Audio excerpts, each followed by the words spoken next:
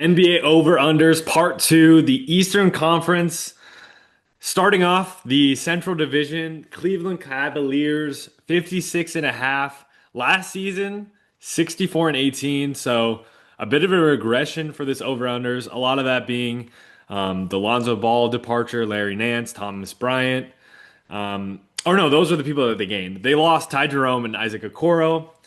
Donovan Mitchell, he is averaging for his career 51 wins per season. Obviously, his stint in Utah and with the Cavs. I like this over for the Cavaliers. Yeah, I do too. One of my more favorite overs early in this offseason, but then the Garland news, he's going to be out a month or so, and then the Strus news, who's going to be out a few months.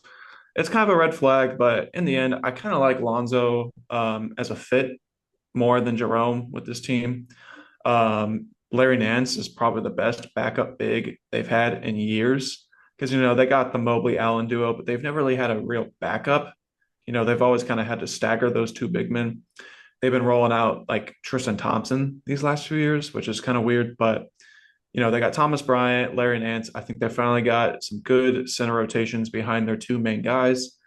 And yeah, I like this over. I don't think they got, what would that be? 9 wins worse? I don't think they got 9 wins worse. I like this over. Do you see Evan Mobley making another leap, or do you think he's kind of going to be the player that he has been?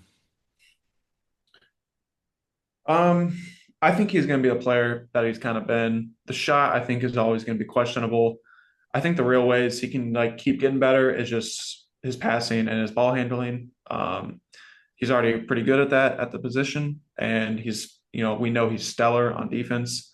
So I think he probably could be nearing his ceiling, but he's still a very great player and a generational defender. A team that I'm really interested to get your thoughts on, the Detroit Pistons, 46 and a half. They added Duncan Robinson, Karis LeVert, Javante Green, losing Tim Hardaway Jr. and Dennis Schroeder. I think this over under at 46 and a half really depends on Asar Thompson and Jaden Ivey. That backcourt is going to be really interesting, along with Cade Cunningham, their superstar. I like this over because I think Asar Thompson has the chance to be the most improved player, and I think he has the chance to make one of the biggest leaps in the NBA this season. Yeah, I agree with you on that Thompson part. I love him this year. But as far as this team, I'm going to go on this under. So I want to say just between Ivy and Schroeder, there's some weird record things to look at. So last season, they were 14 and 16 with Ivy. They were 30 and 22 in the games without him. And then with Schroeder, they were 17 and 11. They lose Schroeder, they get Ivy back, who's coming off a broken left fibula, and he just had a surgery yesterday, I believe. Kind of some red flags there. And then they lose Beasley, who had one of the more stellar shooting seasons ever. They lose him, not their fault, but I like Beasley more than Duncan Robinson, and I like Schroeder more than Levert, who they added. Tobias Harris is 33; he's another year older. I agree with you on the Thompson part being an X factor, and I would say Ron Holland is as well. But I'm on this under. Cade might be a little overtasked this season, so he might be a little inefficient, or he might get a couple of nagging injuries. I'm on this under. I don't think they're a 47 win team, but not a big under. I'd say a slight under. They should still be out of that play, and they should be a top six team. Yeah, I think with your Ivy point, I think I never really loved him coming out of Purdue. I think for me, I think if I'm gonna have a guard on my team, I really want them to shoot. I really don't like players that can't shoot. Obviously, Asar Thompson is different. I think his athleticism and his defensive prowess. If he just had a little bit of a offensive game like his brother Amen, I think he has an opportunity. That over is a lot of faith on Caden Asar for me. Another team that I was really back and forth on, but I really stuck with the over for the Milwaukee Bucks at 42 and a half. A lot is going to be on the plate of Miles Turner and Giannis. Cole Anthony as well is a huge signing for the Bucks. Their losses, obviously Dame Lillard, Brooke Lopez, and Pat Connaughton. I think every season it seems like all of the weight of Milwaukee is on Giannis, and I think this is another one of those seasons. I'm taking the over though. I really do like this Milwaukee team, especially in the East where Indiana and Boston are giving away a lot of wins because they lost so much with the injuries of Jason Tatum and Tyrese. Yeah, I like this over too. I'm a big fan of this over. I think the team is well built around Giannis. Sure, they're not as skilled as they used to be, but almost everyone on this team can shoot it, and a couple of them can put it on put the ball down and drive to the basket too. I think Ryan Rollins is in for a breakout year. We'll see how Kevin Porter Jr. is. I also like Doc Rivers as a regular season coach. Another thing I'll mention is they have the best back-to-back advantage in the league, meaning they play the least back-to-backs and their opponents have the most back-to-backs. And then they haven't gone under this number in what looks like 10 seasons. They haven't gone under this number since the 2016-2017 season. Now, there's the question of is Giannis going to get traded? If he does, I think that's going to come more toward the deadline. And they might get some good stuff in return from Giannis. So I don't think they'd be completely horrible if they trade Giannis and get a good package back. I don't think it's just going to be a boatload of picks and young prospects. I think they're going to get real players for Giannis because that's what they want. So I like this over a decent bit. Now, one of the reasons why I think both of us went over, one of the reasons that we didn't is Kyle Kuzma. I'm not forgetting about when he was playing for the Lakers in his rookie season, and a lot of people were calling him better than Jason Tatum, and I haven't forgotten that. Kuzma, I just want to those Kuzma fans, there's probably dozens of you out there, but I mean, he's not going to be the reason that they win 43 games or more. I just wanted to get that off my chest because I still remember those days when people thought Kuzma was going to be the face of the franchise with Lonzo in LA. Obviously, Lonzo had those injuries, but anyways, moving on, the Pacers, I think they could be a fun team. Obviously, they don't have their main go-to guy in Halliburton, but they did add Jay Huff. I've seen some great things from him. Losing Miles Turner was another key loss. I think Ben Mathurin, we were talking about it off air, but I think most improved player, you had him last season, but I think he definitely has a case, especially with more touches. I really like Obi Toppin, the things I've been hearing from him. McConnell looked like the greatest player in the world during that finals. Neesmith, I've liked him since the Celtics days with him. Pascal Siakam. I think this team's going to be fun. I really like this over for 36 and a half. Although it's not really going to be a contending team for the title. Obviously, they need Halliburton for that, but I think they're going to be feisty. I mean, Carlisle, he's not the kind of guy to really throw away a season. I think he's a competitive maniac. So I really like this team as a feisty, a kind of a bounce back season, although they did go to the finals last year. Mm. Yeah, so this number was at 39 and a half in the start of the offseason, and I kind of liked that under a lot. Now that it's dropped 3 games, I don't really know. I'm still going to lean under. They're going to have a very good competing starting five of Siakam, Nembhard, Toppin, Neesmith, and Mathurin. McConnell's actually out for a month, so that's kind of one thing I don't like, to start out this season. And then for the Mathurin stuff, he doesn't have an extension yet, so he's going to be playing for that money.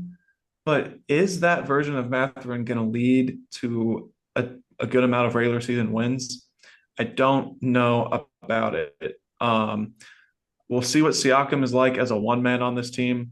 You know, those years on the Raptors when Kawhi left and, Lowry was gone, Van Vliet was gone. They weren't stellar. I like Siakam, but we'll see what that's like as a one man for him.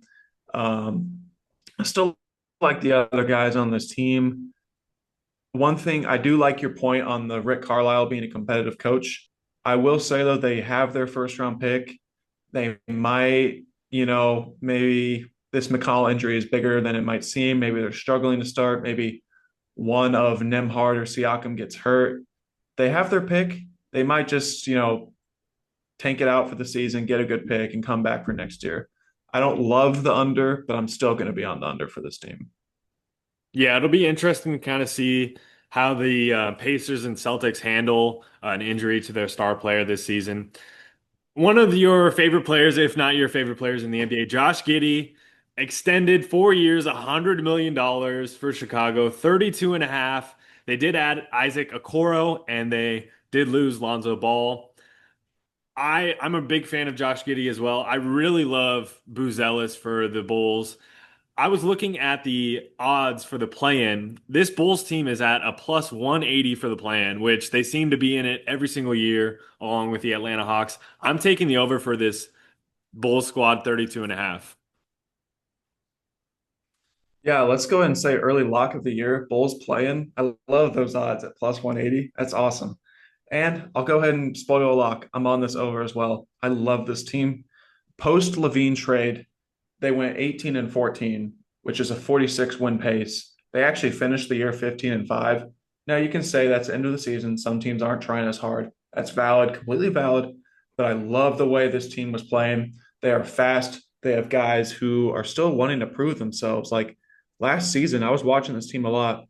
Zach Collins, Kevin Herter, Trey Jones, Jalen Smith, like all these guys are wanting to make their mark in this league. Some of these guys are fighting for their next contract. They're playing hard. I like Billy Donovan as a regular season coach. And then yeah, Buzelis. I like him as a most improved player. I think this team is kind of deep too. Yeah, I love this over. One of my, like I said, one of my early locks. Spoiler.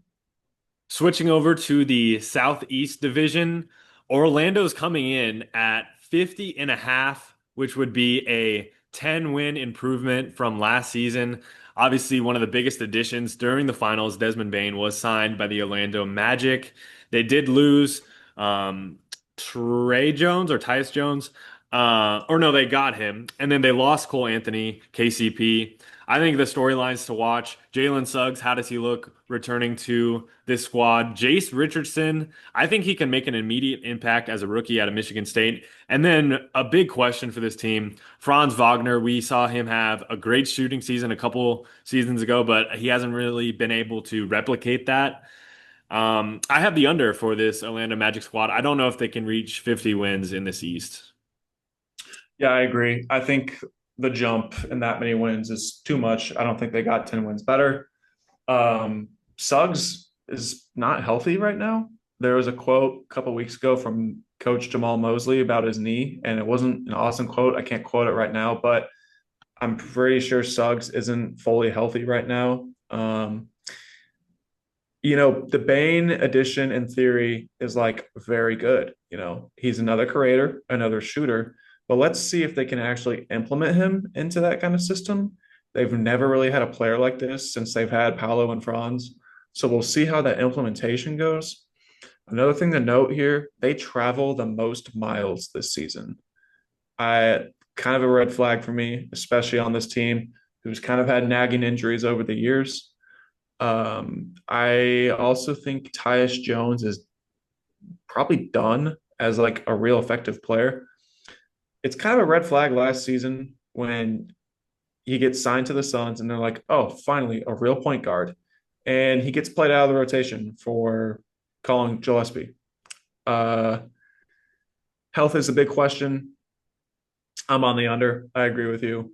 Should still be a good team. If they're healthy, they might go over, but I'm not going to bet on that. I like this under. A team that I've never really liked, the Atlanta Hawks, 47 and a half. They do add Nikhil Alexander Walker. I really do like him. Luke Kennard, I really like him as well. Porzingis, he's looking healthy. I don't know why he wasn't healthy in May for the Celtics. That one really stung, but I digress. A loss for the Hawks. They did lose Capella, Levert, and Niang. Some players to watch. I mean, Jalen Johnson coming off that injury. He looked really good before last season's injury. And Dyson Daniels is another great player. Although I am taking this under at 47 and a half. I don't really love Trey Young as a number one option, lead you all the way through the playoffs and a potential 50-win season.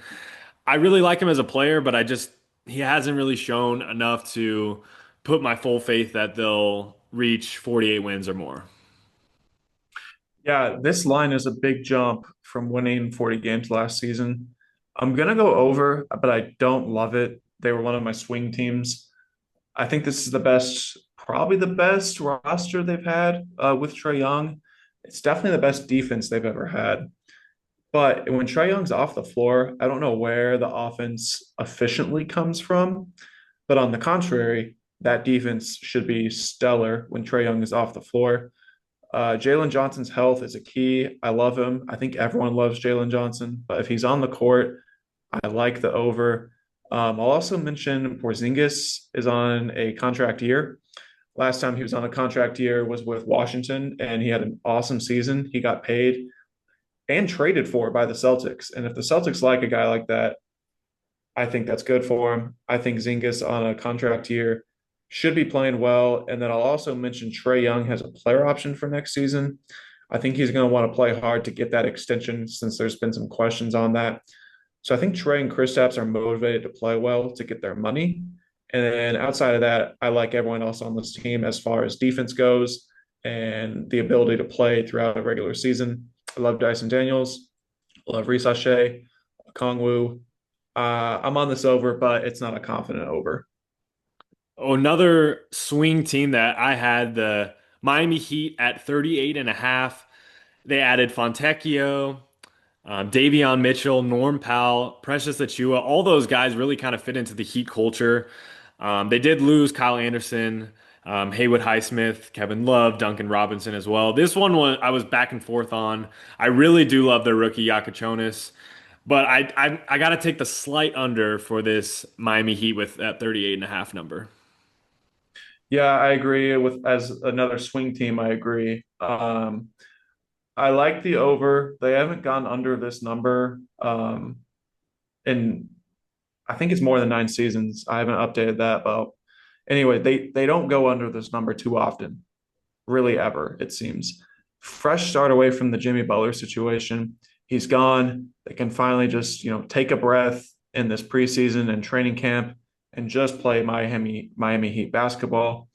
I think Davion Mitchell is finally in a spot where he can be himself, and the team's actually good around that.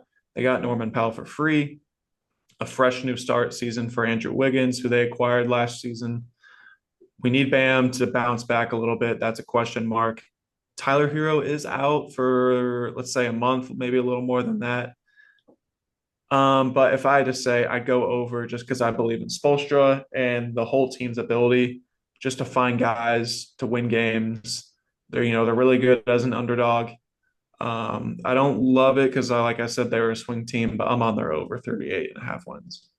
Yeah, I hate betting against the Heat at all times, especially with Spoelstra, Pat Riley at the helm. So that one definitely is probably the biggest 50-50 that I was on for these over-unders in the East. This next one, I was on the fence because I never really like relying on LaMelo Ball and the Charlotte Hornets. 26 and a half. They did add one of the Plumlee brothers, Colin Sexton. Did lose Seth Curry, Nurkic, and Mark Williams. This is really kind of a nut up or shut up with LaMelo as a superstar. I think Brandon Miller needs to show a little bit more just with being a top three pick in the draft a couple years ago. I think this is really nut crunching time for the Charlotte Hornets. I really do love Kon Knipple as well. I think Kalkbrenner has gotten a lot of buzz too. A great rookie, it seems, out of Creighton. I'm taking the over on this Charlotte Hornets team at 26 and a half. Almost a lock, but I couldn't lock it in fully in confidence. Yeah, I want to be on this over. I really do. They were kind of like a swing team with the Hawks and the Heat. The roster's pretty good. It's kind of the best it's been in a long time. They have a lot of NBA level guys. It's probably the most mature that this roster has ever been. I agree with you. This is nut up or shut up for LaMelo. If he plays 65 games, this over is an easy lock. But on this thing here, I have him as an under. I think the defense is going to be pretty questionable. I don't really love this under, but I kind of had to do it with my math. Um, God, I'm not making a good case at all for this, but I'm going to go under just because history says LaMelo is not going to play as many games. Oh, God, but I really want to do it because like I compare this team to the Suns, who was 31 and a half wins. I think this roster is not far out from the Suns. I'm going to say over for the Hornets. I got to figure out the math on it. It doesn't really add up for me, but let's go over on the Hornets. 26 and a half wins is pretty low. If LaMelo's hurt, they still have Sexton. And yeah, I think this number is just really low. And I think this is the best roster they've ever had. So I'm going to go over. I The agree. second worst over under in the East, the Washington Wizards at 20 and a half. They did add CJ McCollum, Cam Whitmore. With more opportunity, we could see him kind of have what Porzingis had a couple years ago, and with a new scenery. And this is his chance to kind of show what he's got. They did lose Sadiq Bey, Malcolm Brogdon, who did retire this week, Jordan Poole, and Marcus Smart. This Wizards team is real bad. That roster, if you look at it, I don't think much of the players are NBA caliber rotation guys. I'm hammering this under at 20 and a half. Yep, full agreement. All these young guys are going to want the ball. Big red flag. There's guys who need to prove themselves for their next contracts. Guys like Malachi Branham, Cam Whitmore. Yeah, I'm not. I just don't think this team's going to be good at all. It's kind of another year where they're going to be bad, but they do have some good young guys, but they kind of have too much of them. All these guys are going to want to contribute, and as Middleton and CJ as your veterans, like that's good. Sure, they've been in the league for a while. They can teach these guys, but I think those players are kind of done. I like this under two. Yeah, we're pretty much even on that. That Southeast division is going to be really interesting. I have four of those five going under, so that'll be really interesting to see who can kind of grab wins in that division. You know what? I'm gonna say for the Hawks, I'll give them the slight under so I can go over on the Hornets. That way my math adds up. We have Just to put that down. some switching up from Logan. I'd love to see it here on the over-unders in the East. Last but not least, we have the Atlantic Division, the New York Knicks, with probably the most hype since Patrick Ewing back in those days. Obviously, that 1999 final squad kind of came out of nowhere as an eight seed. 52 and a half for this squad. It's a big number, but I love it. I love the addition of Jordan Clarkson. I think he's going to be a huge spark off the bench when Jalen Brunson sits.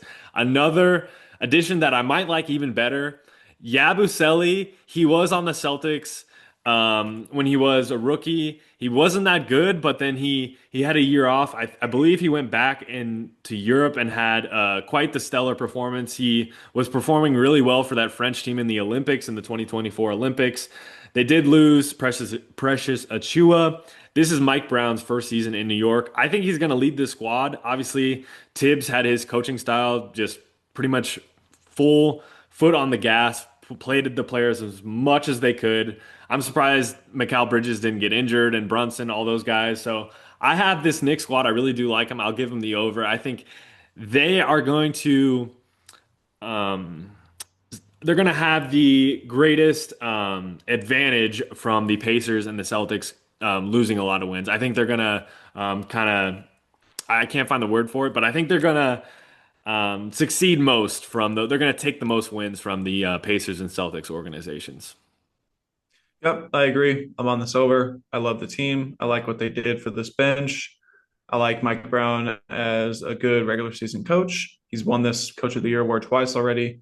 Um, they have 12 guys signed, so they still have a couple of roster spots opened. They're going to pick between Matt Ryan, Garrison Matthews, Landry Shamet, and Alex Lynn. Um, but yeah, I think this team is built for the regular season.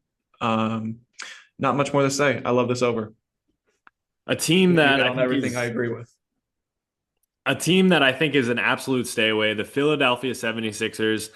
I think it's between Anthony Davis and Joel Embiid for most frustrating superstar, just the talent that they have and the injuries that they do sustain. I'm hammering the under on this one, 42 and a half. They did lose Yabusele. Edgecombe, McCain, and Maxey as a backcourt, I think is going to be really interesting. Edgecombe to see kind of he's shown flashes at Baylor, obviously, and he was a very polarizing prospect in this draft. I just do not trust Paul George at this stage in his career, and obviously, I have not trusted Joel Embiid since he was in the NBA. Obviously, he did show those flashes, and he's won MVPs, but I think this is an absolute stay away. I don't love this under, but I am taking the under at 42 and a half. Yeah, I'm on the under as well. I think Embiid is kind of cooked. Too many lower body injuries just keep adding up. I don't think he's going to be healthy for the season. Kind of the same thing with Paul George, same logic. I think he's cooked as well. I love Maxey. If Maxey is just like some for all NBA first team type of player, maybe that's how they go over here. But even then, I don't think this roster is too awesome. I think VJ is going to be exciting. I think he might shoot a little too much and be inefficient. I don't think that's great. And then, Grimes is good, but let's see what it's like. If Embiid and George are out there, what is Grimes looking like? If they're hurt, then he's going to be taking over, but they didn't really win when that was happening last year. Uh, I Jared McCain's already hurt too. He's going to miss probably 4 weeks or so. And then, yeah, I don't love this roster, even if Embiid and George were healthy. So I like this under a lot. They also play the most back to backs this season. So under. That's a huge note. Because Embiid's already probably not going to do that anyways. So if you were to predict a player for kind of the over-under of how many games they're going to play between Embiid and Anthony Davis, who would you pick between those two? Anthony Davis to play more. That's the question, right? Yeah. Yeah, Anthony Davis for sure. Yeah, I mean, Philly and Boston both at 42 and a half. I can't believe I'm going to say it, but I'm taking Boston over and I'm taking Philly under. Not a lot of people probably have that, but I kind of do love this. And for you, with the betting lines, you did have that Chicago with the plus 180 to make the play in. The Boston Celtics are plus 120 to make the play in. I think this is going to be a feisty Celtic squad. I really do like the Boucher signing. Garza, it'll be interesting to see the production from him. Josh Minott. Simons, I think, was a huge addition. Obviously, I think he's a really underrated offensive player. Obviously, he's kind of a Dame protege when he was in Portland. Losing Drew, Al Horford, Cornette, Porzingis, and then Tatum probably until March or April. I know he's been really adamant this season that he wants to play this season. Mazzulla ball is going to be in full effect. We're going to see probably a record broken amount attempts for three-pointers from Peyton Pritchard, from Baylor Shireman's going to be jacking it up. Jaylen Brown, I think he's a competitive maniac. He's going to be gunning for best player in the East with Giannis. I think he's whether he's successful is to be determined. Hugo Gonzalez, I think he was a great pickup. I think Brad Stevens absolutely sniped that guy from Spain. He could be an interesting player, brings a lot of energy. And Sam Hauser. Missoula ball is going to be jacked all the way up. 42 and a half. I'm taking the over. Your thoughts on the Celtics' potential this season? I like the under. I mean, you know it, so I don't need to tell you, but I think the sort of NBA social media scape is going to see how important Tatum really is. He was probably their best rebounder. He's definitely their best defender. He handled the ball a lot. Like those playoff series, he was playing center for them during that finals run and bringing up the ball too. I think he's so important for this team, and not having that is they're really going to feel the effect of it, especially with no more Porzingis, Horford, or Drew Holiday. Like Derek White he was really good, but what's he going to look like as a two, as the second option? I mean, but he's not going to have the spacing that they had last year. They are going to be shooting it, so they will have like spacing when Hauser and Simons are out there, but it's not going to be as effective as it was last season, in my opinion. I I think the bench rotation is not great, obviously, but they're going to play really hard. I actually do like that play-in bet. They can get the play-in and go under this number. I think that's a pretty good look. But I'm kind of on this under. I think Jaylen Brown is probably going to go for maybe the scoring title, and it's not going to be real efficient, is what I'm going to guess. Um, so I'm going to go under. I'm sorry, it's your team, but I I think even if Brown or White, one of them misses some time, I think this team is dead. And that's kind of where I'm at. But I do like that play in bet. Yeah, I mean, this overs me being really hyper optimistic, but I think the 3 point variance is something to watch for this team because there's going to be some really ugly nights where nobody's seeming to hit anything, and Jaylen Brown's going to be taking some very tough shots. So I think the 3-point variance is going to be key. We're going to see the Celtics make like probably a record number of threes, but they're probably going to miss a record number of threes. So that one, I'm definitely not locking in the over. It'll be a trip this season as a Celtics fan. So a stay away that I do have, the Toronto Raptors, 38 and a half. I think that it's a really tough pick. It might be the toughest pick I've had in the Eastern Conference, losing Boucher. Scotty Barnes, what is he going to look like? I think this team is just way overpriced for the record that they're going to have. Obviously, I really hate the Emmanuel Quickley contract. Scotty Barnes, I mean, he showed promise, but I don't think he's worth the money that he's getting paid. So, your thoughts on the Raptors? Although saying all that, I do have the over for the 38 and a half, although I don't love that pick. I love this over. I think this team is extremely deep. That's going to get you through the regular season too. I do believe in this coach. It's weird. He was voted the worst coach in the league by the players last season.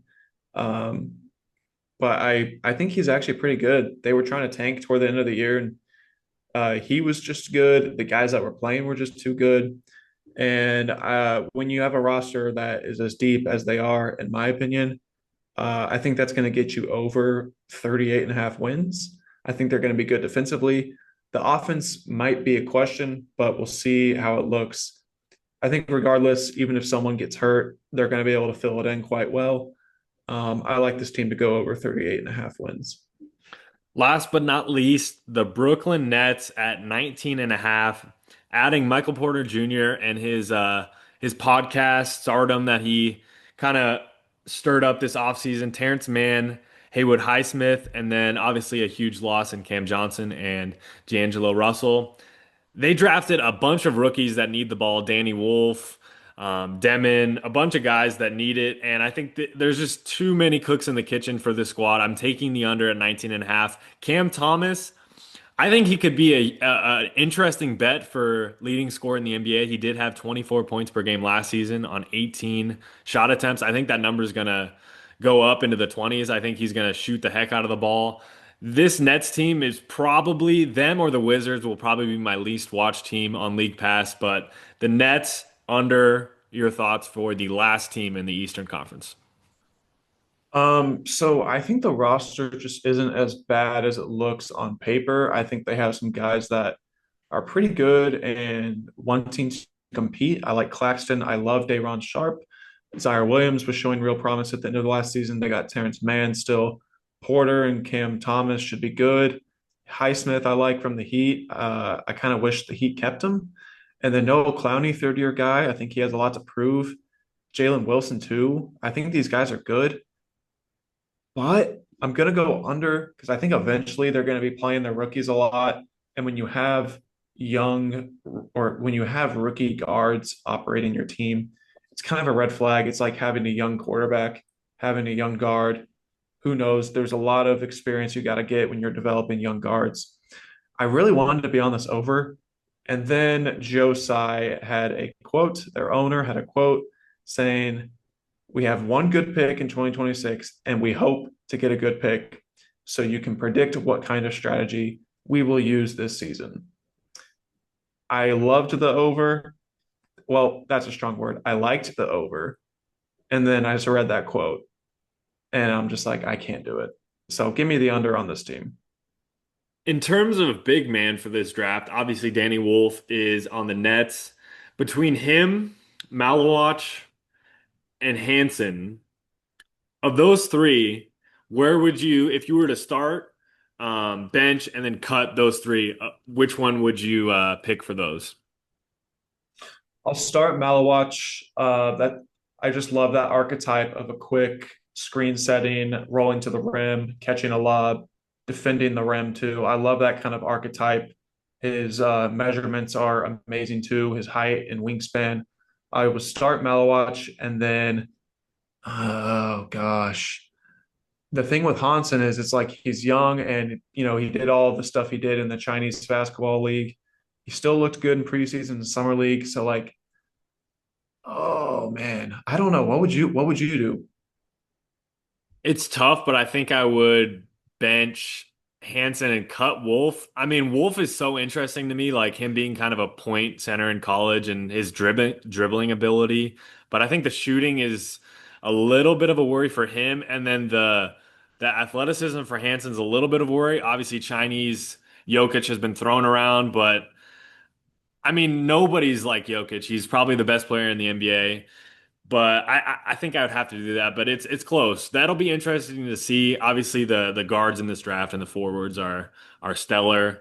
So that one I just wanted to throw at you. In terms of the locks for the Eastern Conference, I have three of them. I love the Milwaukee and the Knicks over, and I really do like the Washington Wizards to go under. Yeah, I agree. I'm also locking up the Knicks and the Bucks over. I will also lock up the Bulls over. I want to lock up the Raptors over, but I'm not going to get there. And I will also agree with you again. Wizards under as a lock. And I'm kind of considering locking up the Magic under too, but let's not get there. So I'll say Knicks over, Bucks over, Bulls over, Wizards under are my four locks. I think on a shocked scale of 1 to 10 for the NBA champion not coming from the West, I'd probably like almost go with a 9. I think it's like we mentioned in our West podcast, I think it's going to be the Nuggets or Thunder season to pretty much lose. The Cavs, yeah, we both have them going over 57 wins, but as we've seen with Donovan Mitchell, he's kind of a regular season winner, but when it comes to the playoffs, we haven't seen the Cavs. They had that huge upset against the Pacers last season. Orlando, I don't really think that they can make it that far. I think they're just too inexperienced. I really do have the Knicks coming out of the East. I think a finals run would absolutely burn down the city of New York. I really do like the squad. I love Jalen Brunson. He's an absolute dog. And then, as I mentioned, Clarkson and Yabu, I think were huge additions. Probably the best offseason for the East. I know some people would say Bane, that addition, but I think with the combination of Yabu and Clarkson, I think what's happening in New York, especially with the East being wide open, I think once Tatum gets back, I think the Celtics will probably be back in that position as a front runner in the East. But I think this is the Knicks season to lose, and if they don't make it to the finals, I think it'll be a disappointment, or at Yep, least to I the Final agree. Four. Yeah, if they don't make the conference finals, then there's going to be some real red flags. I could see that roster being shooken up quite a bit if they don't make the Eastern Conference Finals. And and Cleveland could get healthy and they could put it together. I would even say, like, we weren't as high on the Magic, but if they get into the playoffs healthy all around, they could be real dangerous. So I would look out for the Magic in the playoffs if they are healthy. But for the course of of regular season, we weren't really too high on them. But yeah, I also agree if the finals winner isn't out of the West, I would be shocked. I just can't see that happening. So I would be a 10 on that scale for shocked if it's not the Thunder or the Nuggets. But yeah, that's really where I'm at with everything. Before we wrap up a finals pick, I have the Thunder back to back. I mean, I hope the Nuggets can get it just to shake things up a little bit, but I have the Thunder beating the Knicks. I think it'll go, I want to say 4-1, but I'll say 4-2 just for New York to give them a couple wins. What do you say? Um, yeah, I'm gonna agree with you. Give me Thunder over the Knicks. Yeah, give me Thunder over the Knicks. I know it might have been this episode or last episode where I said I bet on a Nuggets Knicks finals. That was just purely on value. I still think I think this is the Thunder season to win. And for the East, I think the Knicks can outlast the Cavs. Even if the Cavs are healthy. Who's your MVP pick for the season? Jokic. I think it's Jokic. I think the team's going to be amazing. We went over that already. And even if Shea's great, I don't think they'll give it to him back to back. Yeah, Jokic. I mean, he has the argument to have won like MVP for the last couple seasons in a row. He's stellar. I agree with that pick as well. It's going to be one hell of a season. This has been the NBA over unders for the East. Thanks for watching.